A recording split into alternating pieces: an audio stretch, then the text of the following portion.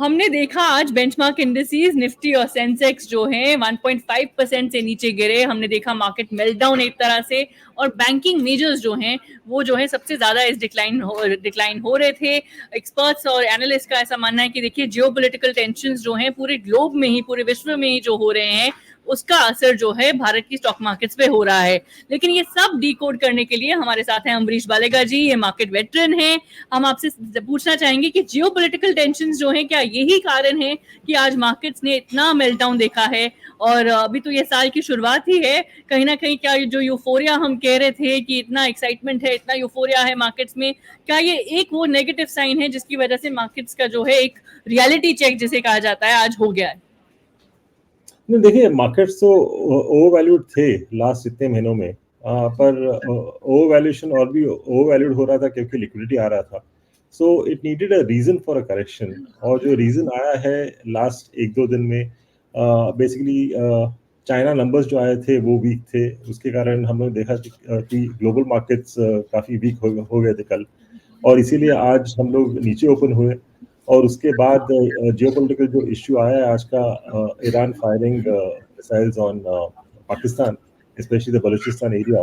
तो I think that is what has caused the further damage. और जो आज का फॉल अभी तक हम लोग देखा है, यदि ऐसे बरकरार रहता है then I think it will be the biggest fall, single day fall in the last 2 years। Biggest single day fall in the last 2 years। और हमने देखा कि HDFC बैंक जो है वो 70% से भी ज्यादा, 70% से भी ज्यादा जो है सेंसेक्स के डिक्लाइन पर कंट्रीब्यूट कर रहा है।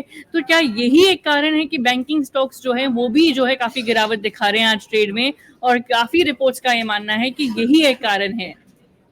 बैंकिंग स्टॉक्स में जो डिक्लाइन देखा है हम लोगों ने is because of HDFC bank, क्योंकि रिजल्ट्स के बाद जो अर्निंग्स कॉल हुआ था मैनेजमेंट के साथ, काफी इन्वेस्टर्स और एनालिस्ट डिसअपॉइंट हुए थे from that call.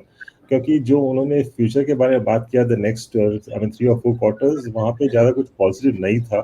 So specially all the parameters काफ़ी अफेक्ट हुए थे because of the HDFC bank merger. और एक्सपेक्टेड था कि इस क्वार्टर से थिंग्स विल इम्प्रूव, पर वो इम्प्रूवमेंट दिखाई नहीं दे रहा है। तो I think this issue will continue for the next 2 or 3 quarters। इसीलिए I mean we have seen this disappointment and decline in HDFC bank. जी बिल्कुल, इसीलिए ये आशा जो है दिख रही है। ये वीक गाइडेंस जो है, एक वीक फ्यूचर आउटलुक जो है, उसकी वजह से ये हमने डिक्लाइन देखा है एचडीएफसी बैंक के शेयर्स में आज। और इसी की वजह से बैंक निफ्टी जो है 3.5% से भी ज्यादा जो है शेयर्स मार्केट में आज टंबल हुई है। लेकिन जब हम जियोपॉलिटिकल मार्केट्स और जियोपॉलिटिकल टेंशंस की जो हम बात कर रहे हैं, जब हम जियोपॉलिटिकल टेंशंस की बात कर रहे हैं और हम ये डिस्कस कर रहे हैं कि देखिए पूरे विश्व में ही टेंशन चल रही है, तो क्या भारत जो है अभी जियोपॉलिटिकल टेंशन से कहीं ना कहीं इम्यून है, रेजिलिएंट है? या आपको लग रहा है अब आज के असर के बाद आगे जाके थोड़ा अनसर्टेन माहौल आ गया है?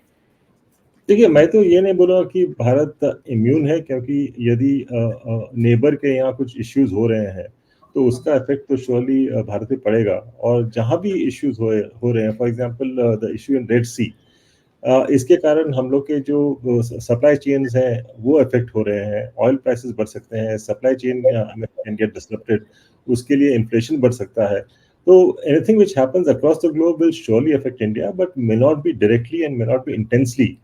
So from that point of view, India could be better off among the rest of the markets, but still थोड़ा बहुत इफेक्ट आएगा। अच्छा, जी बिल्कुल, सप्लाई चेन्स के बारे में बात हो रही है, शिपिंग स्टॉक्स के बारे में भी बात हो रही है। तो अगर जो लोग घर बैठे देख रहे हैं वो जानना चाहते हैं कि देखिए जियोपॉलिटिकल टेंशंस हो रही हैं, लेकिन हम कौन से सेक्टर्स पर बेट करें, हम कहाँ पर टर्न करें, तो आप उनको क्या एडवाइस देंगे? मैं तो बोलूँगा Indian economy is still resilient and will continue to be, I mean going ahead. तो जो इंडिया बेस्ड स्टॉक्स है, इकोनॉमी स्टॉक्स है, कंजम्पशन स्टॉक्स है, वहाँ पे बेट करना चाहिए। और यदि मार्केट और भी फॉल करता है then I think it's an opportunity to buy at lower levels.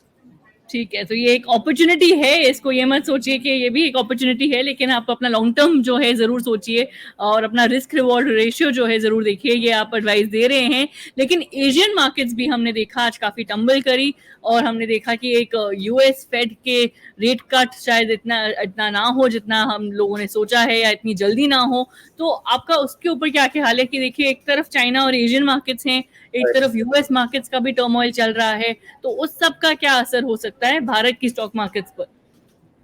उसका असर तो इनिशियली तो नेगेटिव रहेगा, पर यदि इंडियन मार्केट्स आउट परफॉर्म करते हैं, जैसे कि हम लोगों ने देखा है कि लास्ट 2 साल में हम लोगों ने आउट परफॉर्म किया है, आउट परफॉर्म करते हैं तो क्लियरली फंड्स इंडिया में आएँगे आगे जाके भी।